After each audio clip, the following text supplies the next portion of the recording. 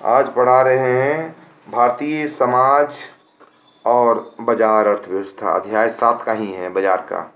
Heading है Indian society and market economy. Heading है अध्याय 7 का, बाजार का, भारतीय समाज और बाजार अर्थव्यवस्था। इंग्लिश में Indian society and market economy. अब इसके बारे जानिए कि भारतीय समाज और बाजार अर्थव्यवस्था क्या है, आपको जानना जरूरी है। भारतीय आर्थिक इतिहास के पारंपरिक विवरण के अनुसार भारतीय अर्थव्यवस्था अपरिवर्तनशील है और प्रायः ऐसा माना जाता है कि भारत प्राचीन ग्रामीण समुदाय का देश है। भारत क्या है? ऐसा माना जाता है, प्राचीन ग्रामीण समुदाय का देश है, गांव का देश है भारत, ये माना जाता है ना। आर्थिक समानांतर उपनिवेशवाद के साथ ही प्रारंभ हुआ। स्वतंत्रता प्राप्ति के पश्चात भारत की परंपरागत स्थानीय कृषक अर्थव्यवस्था एग्रीकल्चर सिस्टम का स्थान अब व्यावहारिक रुपये पैसे की अर्थव्यवस्था द्वारा लेन और देन के साथ ही विनिमय के माध्यम अदला बदली क्षेत्रों में उसकी भागीदारी ने ग्रामीण एवं नगरीय समाज में तीव्र सामाजिक आर्थिक परिवर्तन को लाभ पहुंचाया है। भारत में बाजार पर किए गए विविध शोध के आधार पर निष्कर्ष रूप में यह कहा जा सकता है कि भारतीय अर्थव्यवस्था में मुद्रा का प्रचलन, मतलब पैसा का प्रचलन यानी क्या चीज का? पैसा का प्रचलन काफी रूप में हमें देखने को मिला है ना।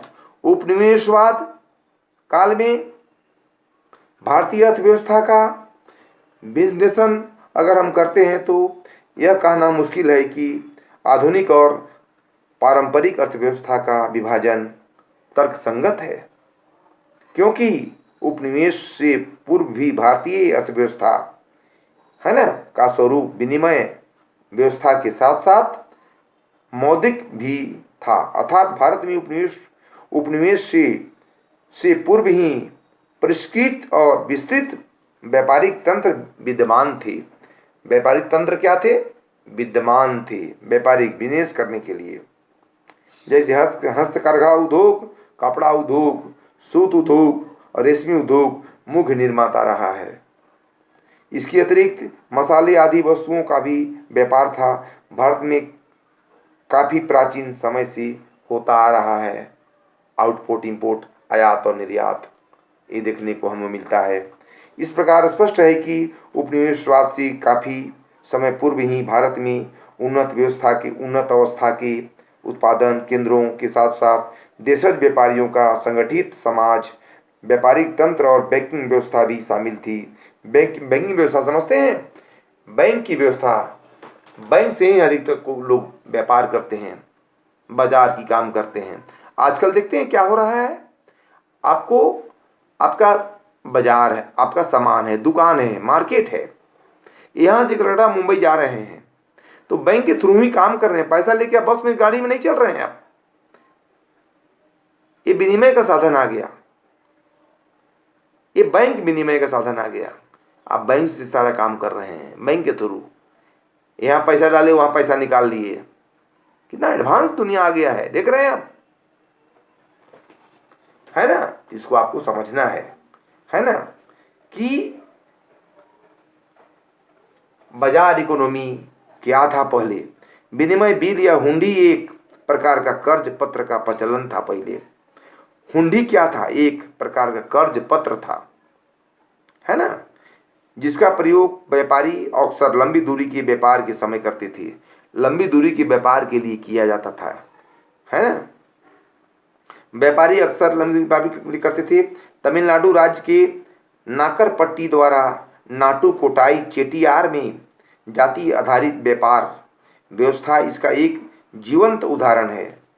इस समुदाय पर किए गए शोध के अनुसार इनकी बैंकिंग और व्यापारिक गतिविधियां समुदाय की कम्युनिटी के सामाजिक संगठन से जुड़ी हुई थी।